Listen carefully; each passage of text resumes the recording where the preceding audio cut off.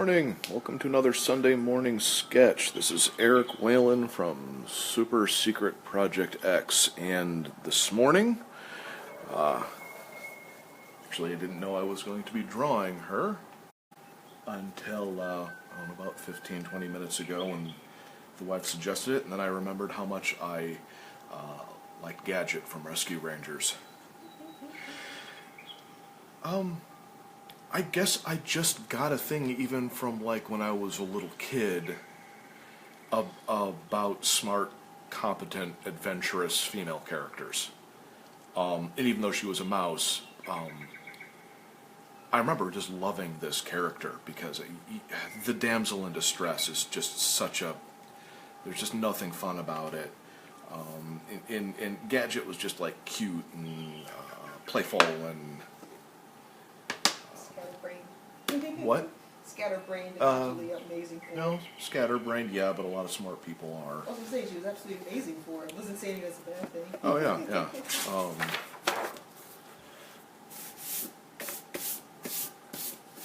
But yeah, it just, it's really funny. It's like I grew up with, like, A-Team and MacGyver and blah, blah, blah.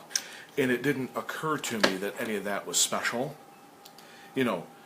Characters using competence to get through what they needed to really get through, until you saw a lot of like until I saw a lot of like 80s and 90s action stuff where basically you just be tough and manly and pull a trigger and blah blah blah.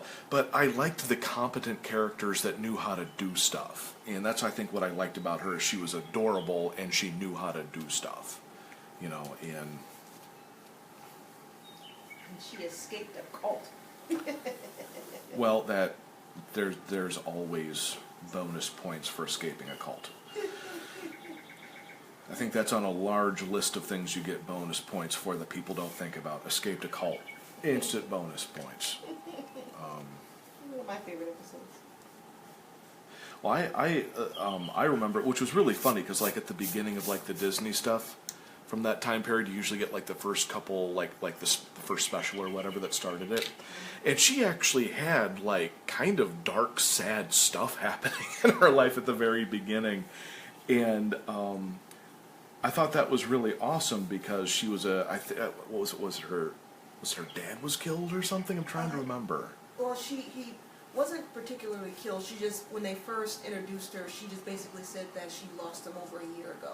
Oh, okay. That's probably what I'm remembering. Yeah, her dad and Monterey Jack were good buddies and stuff, and that's how they actually found her, because he was like, yeah, we need to get a plane to go across to fly up into this other area, and her dad was a really good good pilot. Ah, okay. And so when he went to go find him, they came across this old, almost like a junkyard / old plane graveyard in a sense, and that was booby-trapped beyond all heck, and they were about to get smashed by one of the booby traps, and what turned out to be her riding in one of the mechanisms, and she recognized Monterey Jack.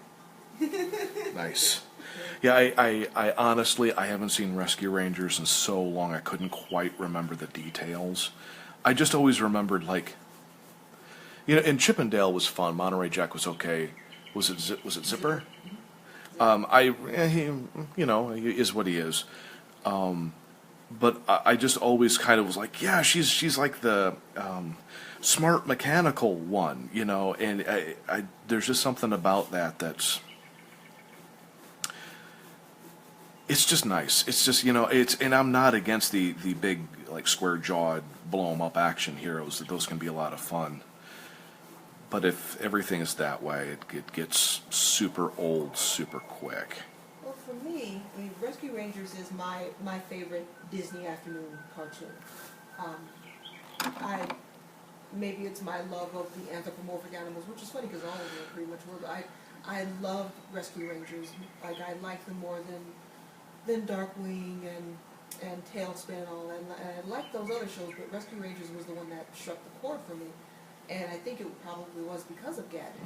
And for me, what I loved about her is she wasn't, as far as like her being, she was the smart character, she was the engineer and the mechanic, and she wasn't just the token girl on the team character. Yeah, and especially in that time period, that was important because they had so many just useless female characters, and you were like, And even though, yeah, she was the sort of love interest for the characters, that did not play a major part into the show. I mean, there was one episode where they did play up that a bit, where they went to Hawaii on a vacation, and her, like, basically Gadget's, her double, came in and took her place, which was this whiny, bratty version named Lawini.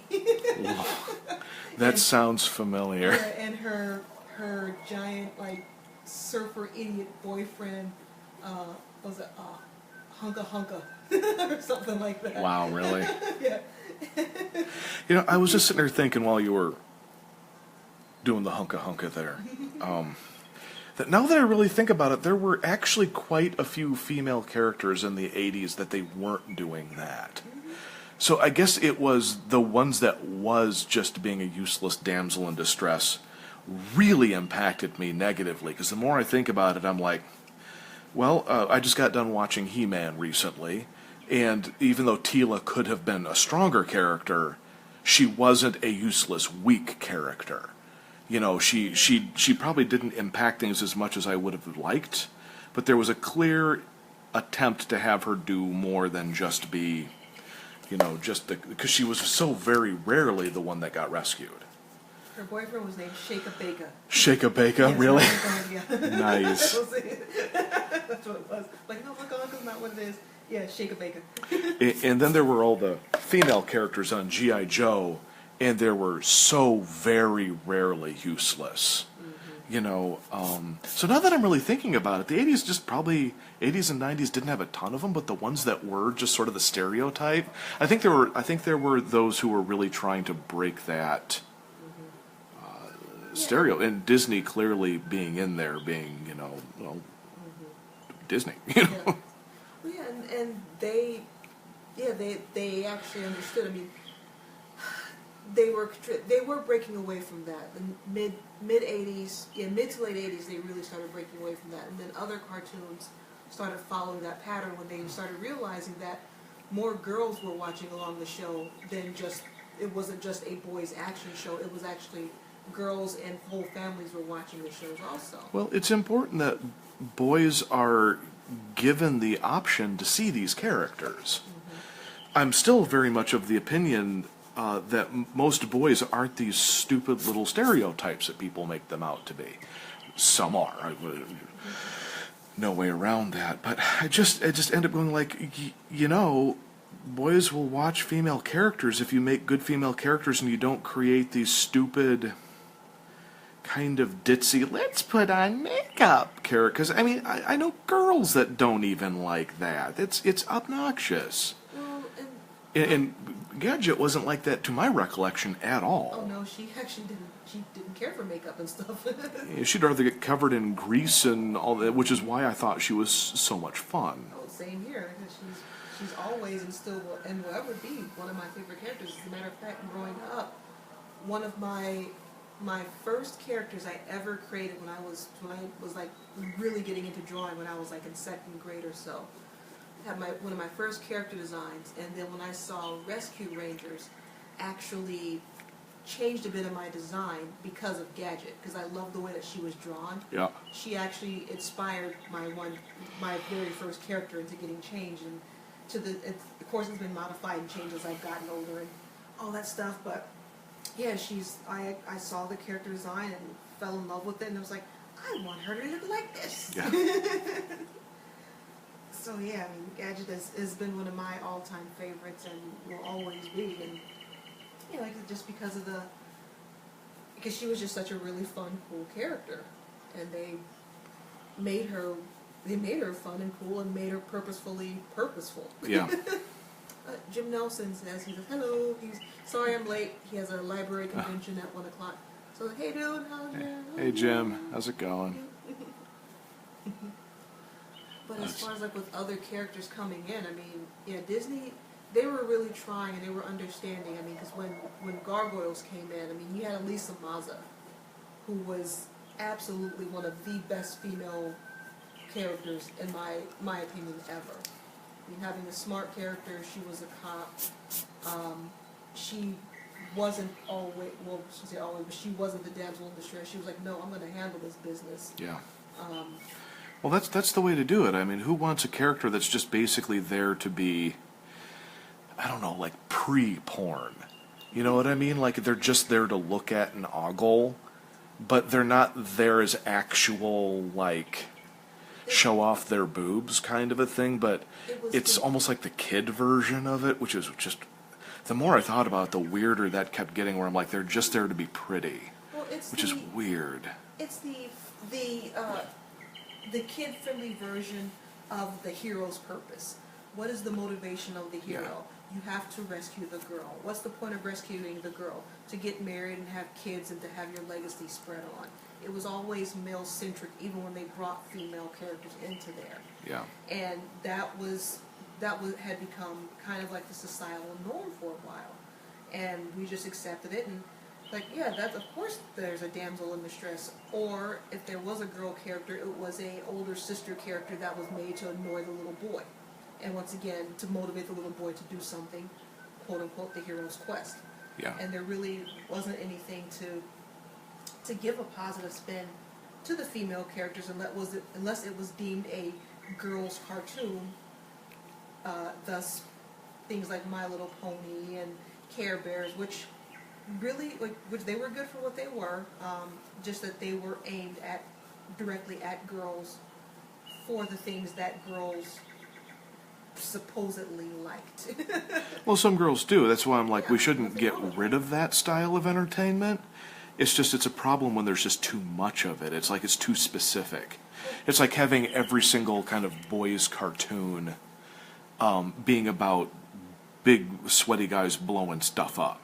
Now, and I like that kind of entertainment, but there comes a point where I'm like, I'm not in the mood for that right It now. needs to have more, and that's well, we're adults. That's not, unfortunately, a lot of that stuff wasn't made for us at our adult time. It was made for us as kids. And I mean, to go along with that, I mean, when you would watch cartoons, it had nothing but fart jokes and snot and barf, and it's like that was made for what they thought boys wanted. Well, and to a degree, it's true. That kind of I'm not saying that kind of entertainment is wrong. Oh no. I'm just saying it's a problem when that's kind of all there is. And that's exactly what I'm saying. Like when you start taking it further and further, that's what you get, because oh well, of course little boys like gross things. Like, well, not all little boys like gross things, just like not all And so there's some little girls that like gross things. Yeah, it's you like, know. just like not all little girls like pretty fluffy pink things, and Yeah. like there are some little boys who like pretty fluffy pink things, and there's nothing wrong with that. No. It's just you shouldn't basically corner yourself into a corporate market just because this is the way it's always been. And Especially when I'm not so sure it's actually always been like that. I just always just assumed that people were kind of, and to me, marketing is more often than not lazy. You know, when people are like, oh, we properly marketed, we did blah, blah, blah. And I end up going like, yeah, but you're just kind of going off of lowest common denominator a little too often. And not that there's anything wrong with lowest common denominator necessarily, but it's just like, if that's all you're doing, you're missing out on other markets, other groups of people, you know. Thus my question was, well, yeah, it's always been like that because no one has ever bothered, or no one at that time period ever bothered to find more, because oh, of course this is the way it's been. I mean, you've seen that at your job. Not to bring that up, but No, it's true. It's true. There's a lot of stuff there where people are just, well, frankly, being lazy. It's old guard. And some of the old guard isn't that way, but a lot of the old guard is. And it's just come from, just like you said, just generations and times of people just basically that mentality being handed down from one person to another. When I worked at the comic shop, and the one I told you about, the one guy, he was probably younger than me, saying he didn't want his kid, he didn't want to pick one of the mystery boxes because he didn't want his kid to get a Black Widow toy. Man, I would have loved a Black Yeah, Widow it's toy like, when I was a kid. it's like, and I asked him, I was like, what's wrong with your little boys playing with a strong female character? It's like, what's wrong with them learning that they're strong What's wrong with females? putting a female figure into a boy's hands? I mean, if you're so concerned about like the manly heterosexual thing, which is what it sounds like this dude was concerned with, then why are you concerned about putting a girl into his hands? You know, you're like, Yeah, and the thing is, it's like, yeah, of course he drove up in his fancy sports car with his snapback cap and his fancy sunglasses, drinking a Red Bull. wow. Yeah, and Stereotype. yeah, he was stereotype man, literally much, and he walked in and even had the douchebag swagger going on, and If you want to be that way, but I just always end up kind of going like, you know, like that's tough for me to take people seriously, because that's like being lazy to me. You just picked sort of an easy thing to become, so become a well, there were two things cartoon character. There were two things that got me from that conversation I had. The first one was, of course, the obvious, wow, dude, you really need to like stop being so fearful of your own penis. And two, the fact that he actually had the guts to say something like that to a female employee. Yeah, it's like, And he literally just thought, oh, well, of course this is normal. Why wouldn't I want to have a female action figure in the hands, and I think it's wrong for my little boys to play with that. And of course I'm going to tell this female or worker that it's wrong for females to be in the hands of males. well, it's to me. I'm wondering if he would have said the same thing. It's like, oh, there's a black character he might potentially get. I don't want my boy playing with black characters. Yeah, you're gonna like, really? Yeah, you know, like to me that's like the same thing. Yeah, exactly. Where you're like, okay. I mean, if that is a big enough concern for you, buddy, but. In the words of my family, it sounds like a personal problem. Yeah, it sounds like a serious personal problem. And after I informed him sternly but yet professionally that he was wrong, he pretty much walked out the store, didn't buy anything. It was like, well, something like that, good Right. riddance. Yeah, Because, catch you later, bud. yeah, like, I don't want that type of attitude being shared in my store. It's like, Take your cave dollars with you. like if he wants to raise his boys to be grunty. Ooh, Neanderthals. Neanderthals. Take your Neanderthals with you. Awesome.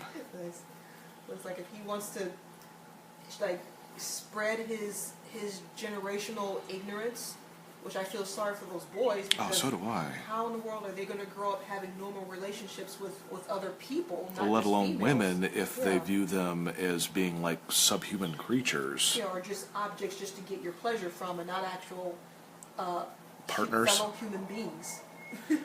That's what I always thought was funny was, like, for example, communist Russia, you know, World War II, the scourge, blah, blah, blah, everything America isn't. Yeah, they were smart enough to put women in their militaries, their various, militaries. And it's like, everything that we looked down on them for, we also didn't look at some of the stuff that they were like way ahead of their time on. Yeah, the strike witches. The night witches. Yeah. Plus all of the unbelievable female snipers that produced and blah blah blah. And you end up going like, oh well, if you were just thinking girls can't do anything, you overlook at what women can do, which is a lot. And I have such a hard time with guys or anybody like that, because I always end up going like, I hate to say this, you're an imbecile. You've not met many people if you think a certain group is subpar. I just don't get that. I mean, I get it if you're like, well, on average, women don't bench press as much as men. I'm like, oh, okay, sure, maybe. But to say that you can't find a woman who can't out bench press most guys? No. I have seen some big chicks that can way outpower me. But so I don't get it. Me in high school, my weightlifting teacher nicknamed me Mighty Mouse. We'll keep it at that, but let's just say I was able to take out what I needed to take out at the time. You know, and I was into martial arts and stuff when I was in high school, when I was actually physical. I mean, really physical. And to be very honest, I was into that so I didn't have to. I never liked fighting. I knew how to do it, but I didn't want to. I didn't like to. And so it's just this weird stereotype that I just don't get. I've never understood. I'm like, why? I knew a bunch of boys that were like, we'd rather not. Well, they're not manly enough. It's like, no, they got better things to do with their time than beat their chests and, I don't know, squirt pheromones and or whatever the heck that is supposed to be achieving. I just never understood that. Well, those are the guys that are usually insecure. You know, they're worried about their masculinity. That's why they do that. Which just makes them look, in my opinion, that's what makes them look weak. Yeah. In personality, not in their forearms, but. Mm-hmm. Oh, and that's exactly. They are weak-minded. They are weak-willed, but that's all they got. When your sexuality defines your personality, that's always a bad thing, and that goes across the board no matter what. Or it's like when anything defines it. When any of your physical traits define your personality, that's not a good thing. Well, and the thing is, that doesn't just apply to masculinity. I've seen the feminine equivalent of that. Well, that's what I'm saying. Where women are trying way too hard to be feminine. Well, that's what I'm saying. It goes across the board. Yeah. It's like no matter what you do, when any personality trait or say any physical trait, if that's what you feel is your personality, then you need to dig deeper, and that goes much deeper. And that goes with anything. I've seen people use their culture as a crutch, basically. I've seen people use their sexuality as a crutch. I've seen people use their one love of a fandom as a crutch. That defines them. It's like, no. It's like, you are not this cartoon. You are not your forearms. Yeah.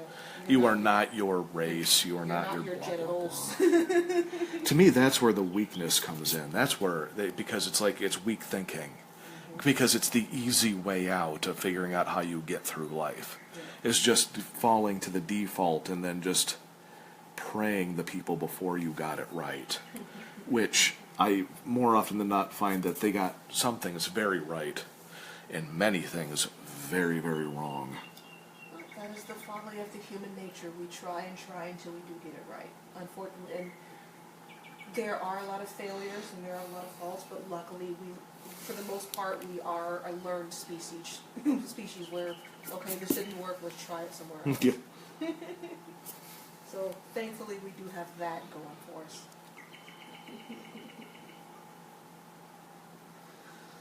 Oh man, wakey. Oh, she's looking cute. Yeah, she's not bad.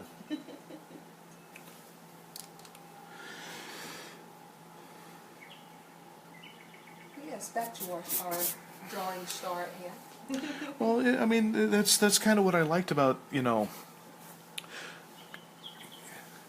stuff like Gadget and Penny from Inspector Gadget. Yeah.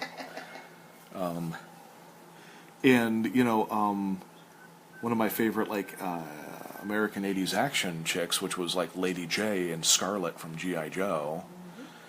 They weren't perfect characters, but it was clear attempts at making them,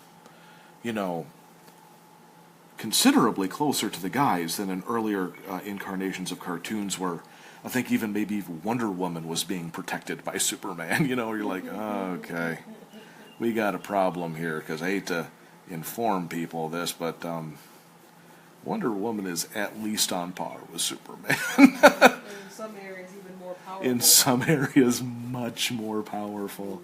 And I'm not going to get into a who would win, blah, blah, blah, but you just end up looking at, the story, and it was always obvious to me that Wonder Woman was a much better character than Superman in many ways. And Superman's a decent character, but he's nowhere near as interesting. I look at it this way. You throw a kryptonite rock at him, who's going to flinch? True. when it comes to just overall who's going to be able to save you in crunch time. If something's happening, the world is tilted off of its axis and is falling into the sun. But yet, the only way to get around it is to go around the kryptonite barrier. Yeah, he was given a really hammy weakness.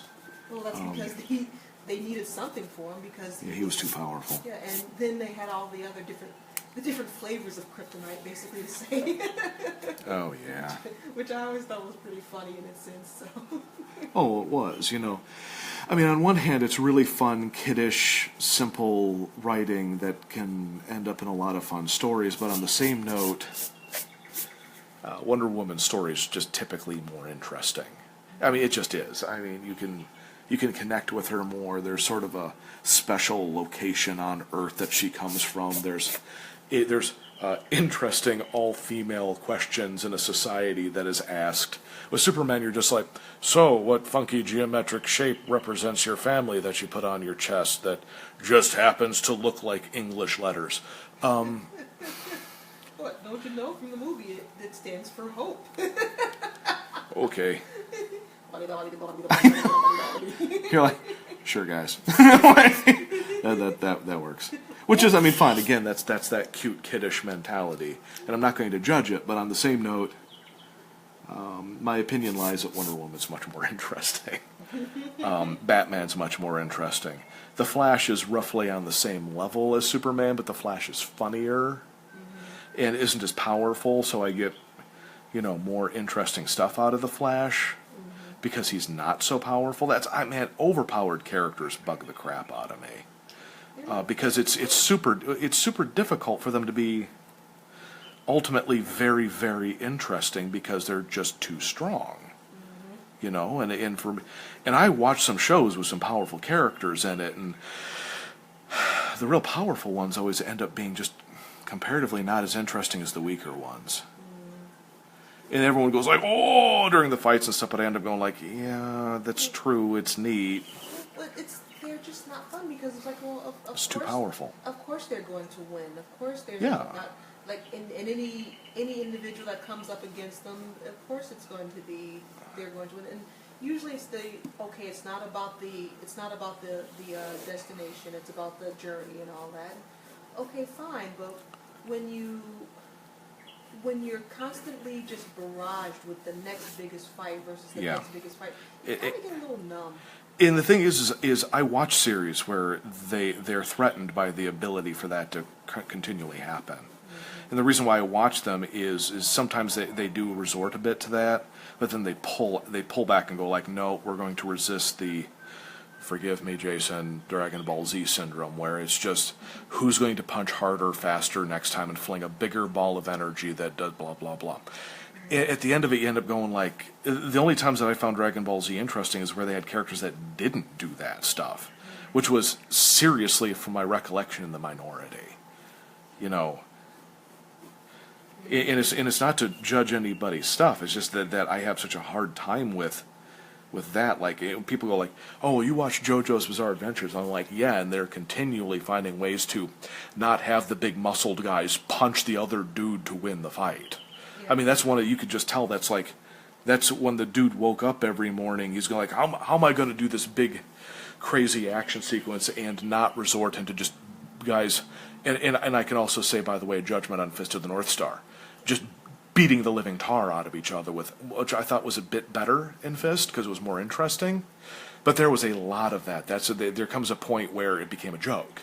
Well, that's the thing. And I like the series, but with those particular types of series, to me, the difference between that and the Dragon Ball Z and the like of those is, with Dragon Ball Z, almost everybody has the exact same type of power. That makes it super hard to watch, When you have things like JoJo's and Fist of the North Star, yes, they are all powerful, but they all have different types of powers, and so which makes it so much more fresh when you watch a new episode. Yeah, and so while you're seeing one giant power going up another giant power, you in a sense see somebody with flaming fists going up somebody with like the ability to psychically set you on fire. Well, and the thing is that, and it goes further than that even. One of the characters beat her opponents by making them highly magnetic for long periods of time, Yeah. and never really directly ever facing them, and just letting the fact that they're sitting in the middle of a city surrounded by metal that's getting piled in on top of them, crushing them, is how she wins fights. And it's not a matter of honor or whatever; it's a matter of that's how she kills people. Yeah. You know, and there's one dude whose entire ability, and this sounds ridiculous to anybody who watches action stuff, his entire ability is to ask people questions and to read them to get a yes or no response without them ever saying anything. So this guy creates these situations where he asks his opponent even though they never directly respond to him, even lie to him, and he always knows the truth. So he gets into these bizarre situations occur where punching isn't always the thing. And then you go, well, isn't that going to get boring? Can't I see a punch from time to time? Oh yeah, people get the snot kicked out of them in that series. In some cases in humiliating ways, and sometimes in funny ways, and sometimes in frankly disturbing, bloody, ugly ways. But to me, and I always forget the dude's name, and I love his work, but the JoJo's Bizarre Adventures creator always went out of his way to create different kinds of conflicts. And that's with characters like that. That's why characters like Gadget are important. It was going to sound weird me saying that, but they had the action characters in Rescue Rangers. Oh, yeah. And then they had, and her action was her creation and her piloting. Which I'm fairly certain she might have like bonked somebody during the show at some point in time, but that was never her. Oh yeah, I was saying the episode where she escapes the cult. Yeah, because she wasn't feeling useful anymore, and so she literally kind of just ran. Well, in a sense, ran away. She left the group, kind of was wandering the streets, and an old guy was like, "Hey, you look lost," and brought her into this cult. It's awesome. Yeah. And so she joined the cult in a sense, and then realized that these guys were not only crazy, but they were Insane. Yeah, they were kind of trying to like take over the world. And oh shoot, what was that? I think was there something in because it was Cuckoo Cola, and they were using. Oh, now I Yeah, remember the episode. Coca-Cola. Yes. Yeah, but after when she realized that I'm still useful, she made this entire almost A-Team-esque montage of her building this war machine and then popping out of That's it. the way you do it. Yeah, with all of this gear on, and she took out the cult just by herself. And see that's what I'm talking about. Is variety in a show is huge to me. Even if it's silly, like she probably made it out of like detergent bottles and suction cups. I mean, knowing her, it was something like that. I'm not remembering all the details of the episode. Cups, yes. Yeah, I was about to say suction cups are like one of her motifs. So to me, variety is huge, and in Fist of the North Star, they somewhat achieved that with the different martial arts styles and different kinds of conflicts, but still a lot of the conflicts ended up with Kenshiro just knuckling the living crap out of somebody until they exploded, which is awesome, or Ray showing up and shoo, and like they just burst into parts because he cut them into pieces, and all that sort of great stuff. But at the end of it, you hit points where it's like it has to be about the plot, because the action did kind of become very repetitious. And I liked it, but still it had its weakness. And that's why I'm kind of sensitive to Dragon Ball Z, because they didn't vary it, in my opinion, enough. Which is a shame, because what was there that was successful was like super fun. That's why, to me, I have a tendency of ragging on things when I see a huge amount of potential. And to me, that series had fun design, and I loved the backgrounds and the art direction and the yada yada. But then I'd kind of get into, we're doing this again? And by the way, I say very similar now about Fist of the North Star, one of my favorite series. Because now that I've really gotten into JoJo's Bizarre Adventures quite a bit, I'm like, God, I'm at over 100 episodes at this point. like right around there at least, and I don't think they've repeated a conflict like once. They've had similar-ish kind of things, but not the same. And to me, I'm like, I give a lot of credit for that. That takes a lot more brain power than just going like, look how fast they punch, or now I'm up against a guy who's telling me about his sword he got from a sword master in a mountain. It's better than the last sword from the last sword master in the last mountain. And you're like, oh my God, seriously. Yeah, another. I mean, one thing that tires me more out than just the big sweaty knuckle punch guys are the let me tell you about my magical samurai sword characters. Oh my crap, are you kidding me? That stuff wears thin super fast. A good example of more modern day good stuff like that is One Punch Man. Oh, yeah, well, it was making fun of that stuff. Yeah, and it did it in such a very great, fantastic Wonderful way, yeah. Which we still need to catch up on that. But Yeah, I still need to finish that. I was really getting into it, and then I guess I just need to be in a certain mood because I was really enjoying it, but for some reason I got out of it for a bit. I think I just needed more, like, less bloody comedy at that point. Well, that and you also were watching you were watching something else at the same time that you were going back and forth on, and that other one took more of your attention. Yeah, I think that sounds right. It was the one with the homeroom teacher with the big smiley face. Oh, Assassination Classroom. Yeah, I think you were watching that. That was it because I was laughing a lot at that one, so I got into that one more at the time. But I think One Punch Man was excellent. I mean, I was really enjoying it because it was making fun of the very genre it was sitting in. That one and the one show with the high school boys who were in jail.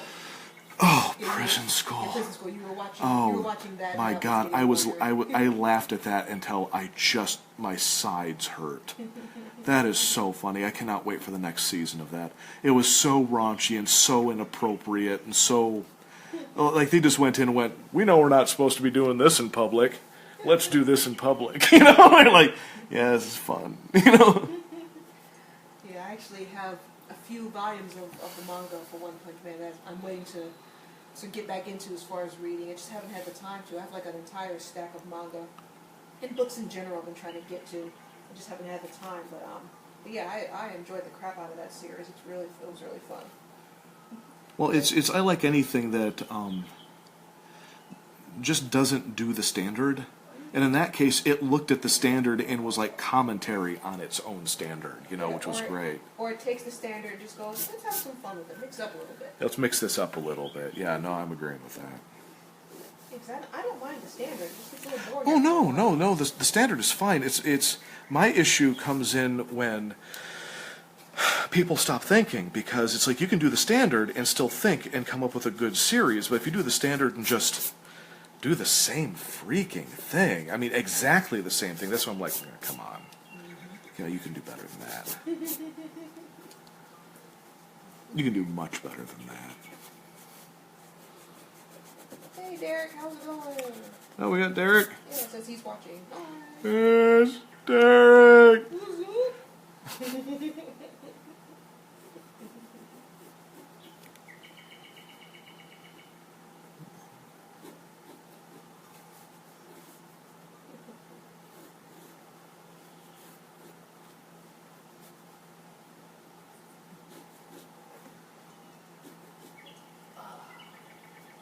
Yeah, I remember years ago I was laughing hard, and this was because, of course, Gadget, she has fans everywhere, all literally international. Well, she's a wonderfully designed, like, perfectly iconic little character. There was actually, and I'm still trying to figure out if this was a joke or not, but there was a Russian cult that was dedicated to Gadget. I want to say that's a joke, but wouldn't it be wonderful if it isn't? I saw. I'm guessing it's once again there was a bunch of fanboys who were just having fun. Oh yeah, that's what it sounds like. But I saw the pictures and read the various blogs and all, and there was one point where they were actually walking through the dark of night with torches and a giant banner with her on it, and they weren't wearing the robes, thankfully, but it was cold because it was Russia, and had like their jackets and stuff on, and sat in like this big circle and proclaim their loyalty to their mouse goddess. Wouldn't that be wonderful if like somebody overthrew Putin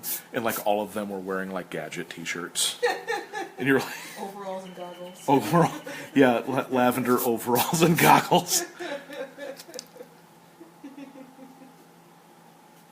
I still think one of the most messed up things though, because they did make her more. They anthropomorphized her a bit more, of course, to make her more feminine.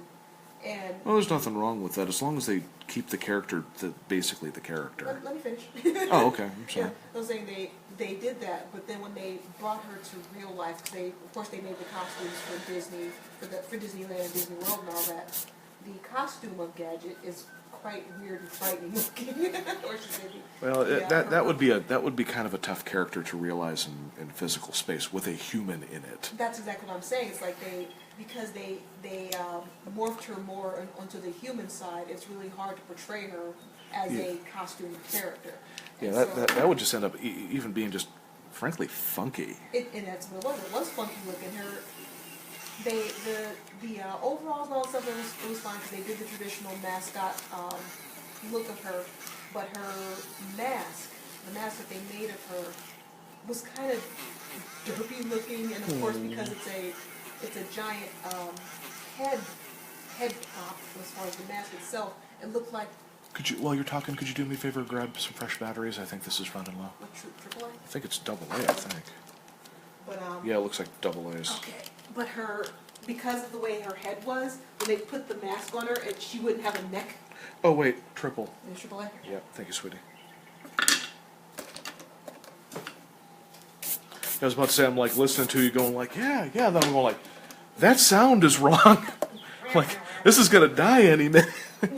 I don't want to interrupt you, sweetie, but I'm having an eraser emergency. How many, two? 2, yes.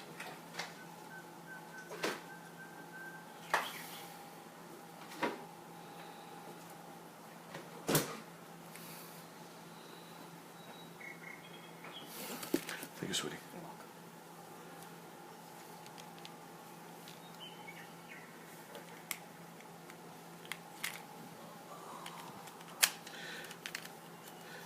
Yeah, it doesn't surprise me. There's a whole lot of stuff where I think I've got a lot of people that are so concerned with the way things are supposed to be that they get freaked out by people just sort of having fun. You know, and you end up going like, there's just no harm in a full-grown man liking My Little Pony or whatever, because it just doesn't matter. There's nothing about that matters. You know how weird I find people enjoying professional sports? I find it weird. Because I end up going like, hey, this is boring as heck, and you guys are all really excited about it. But, that's their thing.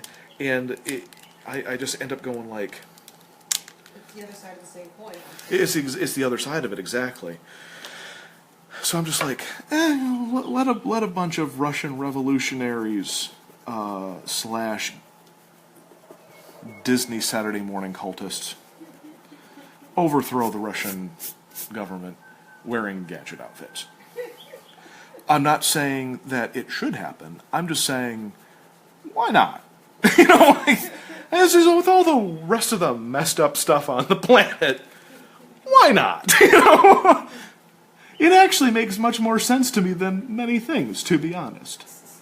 Like, we still have, like, genocides and stuff going on. And I'm going, like... which is awful, clearly, obviously. So I'm being like, might as well have a Saturday morning cartoon cult, Matter of fact, I'd even prefer it if they weren't hurting anybody, which is hopefully, what's going on. Into the, well, why not category. Yeah, it's like, okay, sure, you ain't hurting anybody, I don't care.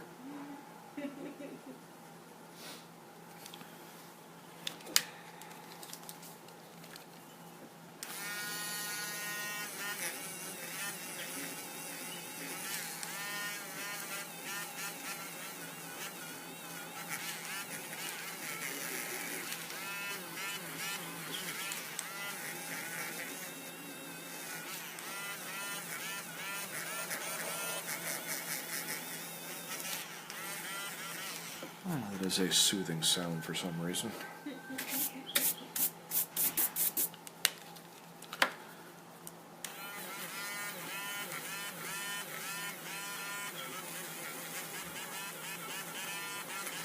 I think it's probably because I've got like a lot of kind of blue-collarish family that uses like a lot of power tools and stuff. And this is like the closest thing I have to a power tool. You know, or you just, you know, like, yeah, Hey,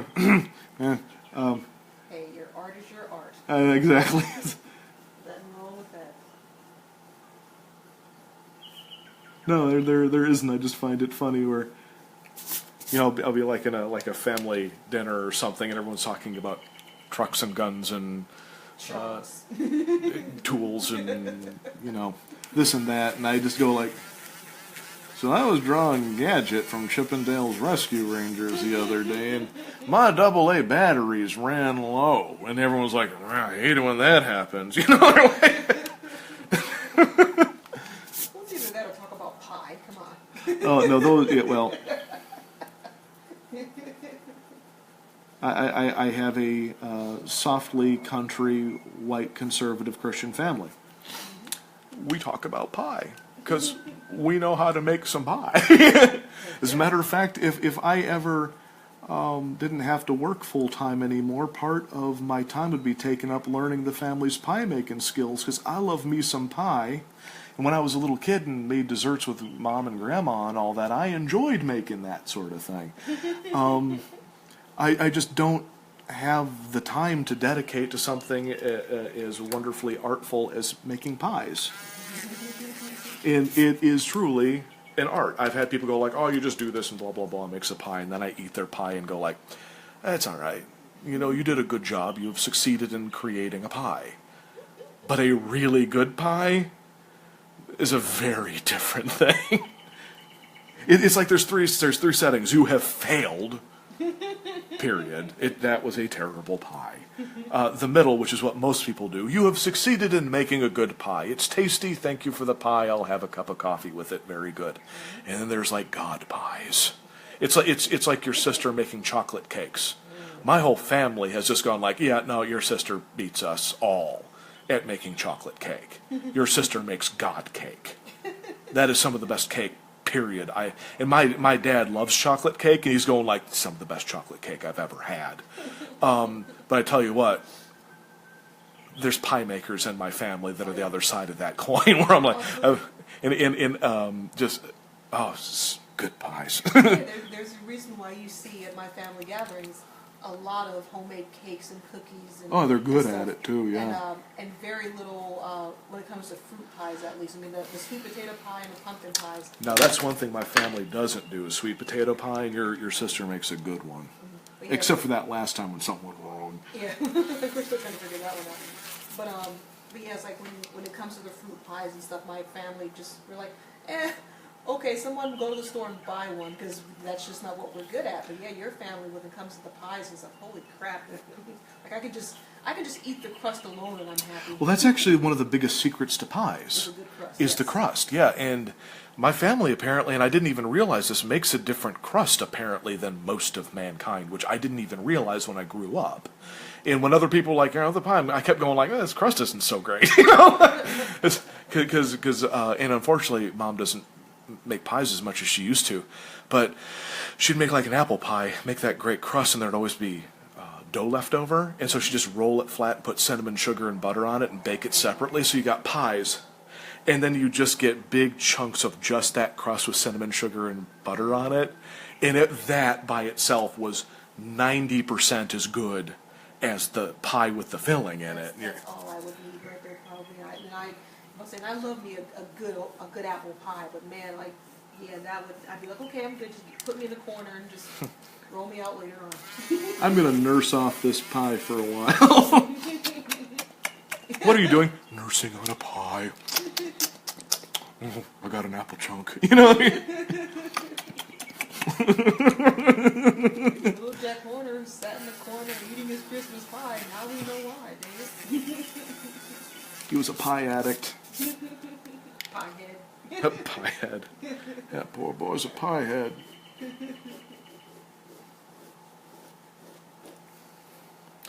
But yeah, it's kind of a shame. It's my family's getting older. A lot of the older generation, I don't know if it has passed a lot of that knowledge on, which is why I would love to learn to do pies and stuff, because I think some knowledge has been lost potentially, and that's a real shame when it comes to things that bring beauty into the world, such as fruit pies. Fruit pies is love. Oh, absolutely. I mean, I'm still a bit brokenhearted to this day, where a lot of the recipes my dad used, they went with him when he died. That's a shame. And it's like there's a lot of stuff that he used to make that I absolutely loved, and I've tried making in the past, and it just does not taste the same because I just did not get everything that he did with it, because I never bothered to, because I was, of course, really young. Stupid kid, yeah. Yeah, when he made a lot of stuff, and as I got older, I didn't really get a chance to talk with him about food and cooking and all that, because just didn't get the chance to. I was already out for college, and unfortunately he passed away while I was in college. So He died way too young. yeah, but unfortunately that's the price when you live hard. He lived way harder than I think I'm even capable of doing. Well, he did a lot of unfortunate. I don't want to say battle axe, but seemed like a tough old dude. He really was, and I mean he looked older than what he should have been. When I remember being in elementary school, and my mom and dad came in and brought a birthday cake for the school, for the class, for my birthday. Oh, yeah, cool. And one of the kids asked me, "Is that your grandpa?" And because he was like 40-something and he had such a hard life, he looked like he was like 50, 60. Yeah, because I literally only physically saw him once. I never fully met him even. Right. And I recall him looking very worn. And he was. I mean, when you had met him, he had several heart surgeries, hip surgeries. That's got to be knee tough. surgery. Yeah, he had the bicep surgery, and he had a limp and was walking with a cane. Had a walker at one point, and just a lot of the stuff that was going on with him internally and all that too. So it's like, man, he had a hard life, but you know, he lived on and he did what he had to do, and he passed away pretty young. Well, yeah, 63, middle young. But, It's still too young. Yeah. To me, everybody should at least make it through their 60s. That gives them the opportunity to have, a beginning, middle, and an end. If you get past 60, that's what I really hope for people. But to me, the bare minimum is, unless you're suffering and it's just better that maybe you want to leave. But overall, I'm like, people should at least get 60. That'll give them hopefully enough time to have enough experiences before they go. I mean, it gives them a chance to, if they have like to spend with kids and grandkids. Yeah, because kids need the older people. Yeah, and And older people need kids, which is funny because I'm such a kind of a hermit type. I am. There's just no way around it. I'm just not good around people. I can do it, but it's hard. It's true. I ain't gonna lie. But yeah, it's just especially like sense of humor wise. Kids have a completely alien sense of humor to old people, and when they mix together, you get stuff that's very funny. It's like when people go like, "Man, why can't we have our leaders like sit, in office? Like, why can't we have a president for like 30 years and it's the same guy, and he's going to be president? And the last time he was young and virile and was out in the populace, the Model Ts just came out." And no. See, things are changing. We need old and young people together because old people are missing stuff that the young people aren't, and vice versa. You need them together. Humans, we're social creatures. We kind of all need each other. So it's like, those people who talk about old people don't need to leave, and all the old people who are getting angry at the young people. It's like, guys, we need each other. Yeah, and not only that, but we created each other in the sense. So it's like we're kind of symbiotic after each other. Okay, mild sidebar. I just watched a clip where a bunch of different animators animated a 1-minute scene in all the pretty much all the different anime styles throughout the years. Oh, okay. Sounds like that could be fun. Yeah, I'll show it to you later. It's You know, really cool. one of my favorite ones, I wonder if it went anywhere. I think it was a Kickstarter years back. But it was like one of the old Disney animators or whatever, and he did like a Flash Gordon segment. And it was really good. It was Flash Gordon, I think. And it was just a short bit. And I remember watching it going like, man, I hope they continue on with that, because it was like really smooth and awesome and kind of in the appropriate spirit.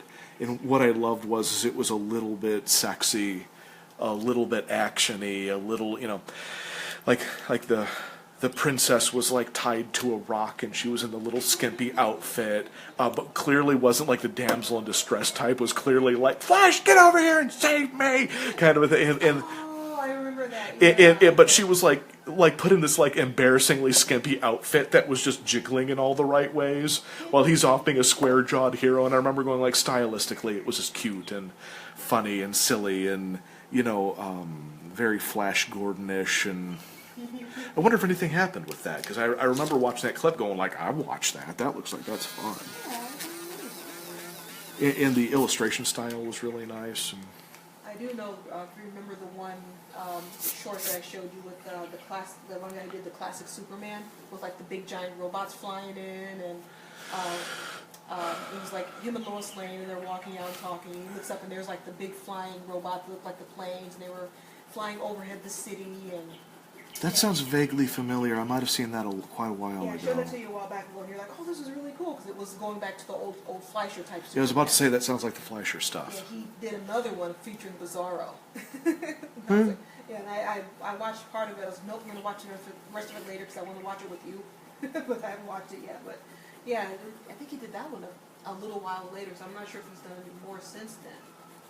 But yeah, that was pretty neat also. Okay, now this is how you do it for weird convention thing.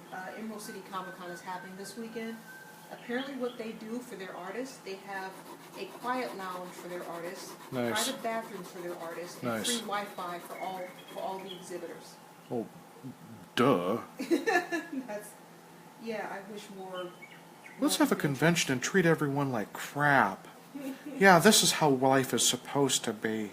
I never understood people doing that stuff. Well, it's more of a budget thing.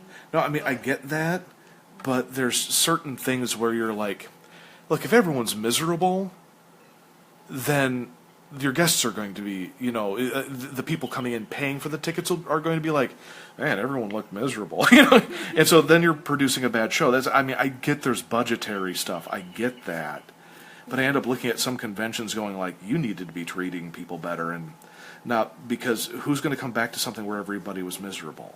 Yeah. They're like, well, I remember it was kind of okay, but everybody was just griping the whole time because they had no place to poop.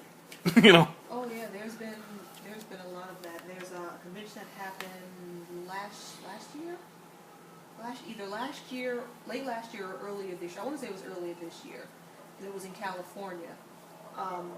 And I kind of understand why they did this. On the same note, no, you can't do this because of medical reasons. During the last day of or I think like a Saturday night or something, somebody called in a threat to the convention. It was basically people being stupid as usual. And so the Artist Alley part of the convention was held in one of those giant outdoor trade show tents. And it was a windy day, so you can kind of see things kind of rippling through, and lights were swinging around.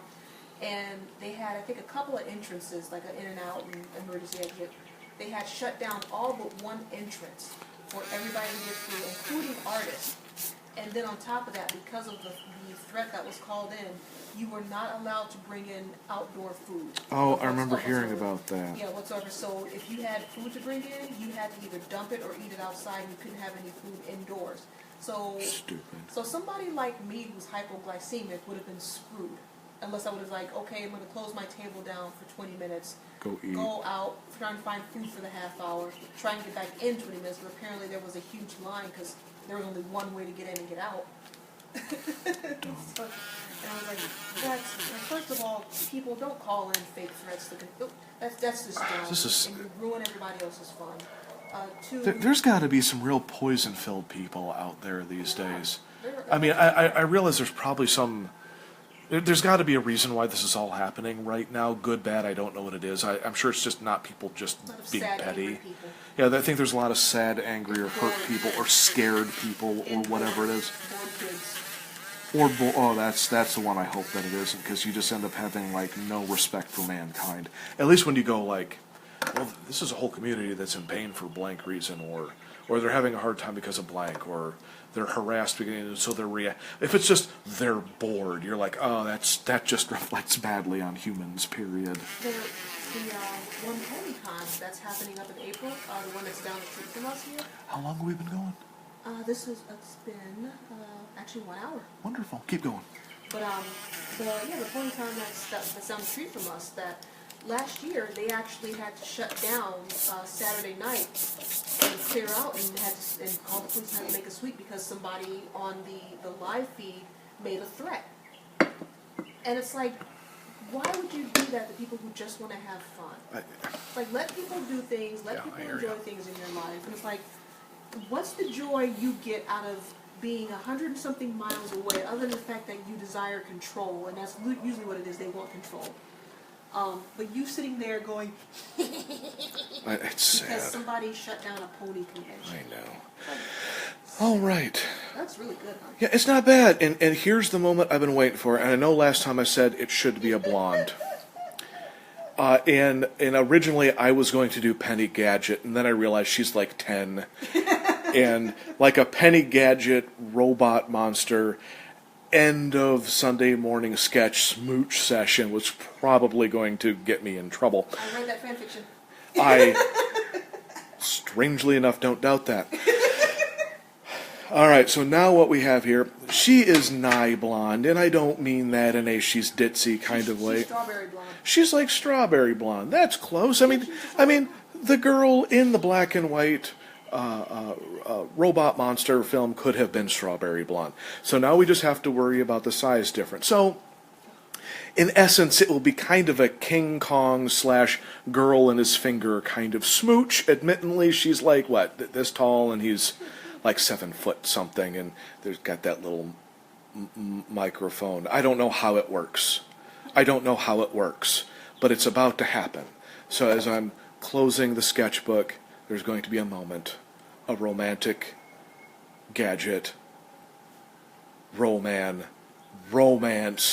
smooch moment, and here comes, they're coming into, and oh, that was probably the wrong thing to do. Okay.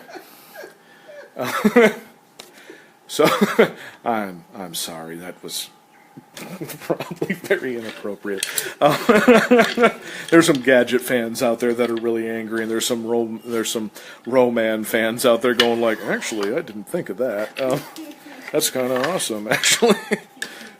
You can get some Roman. Oh, no wonder this isn't fitting. I put batteries in here.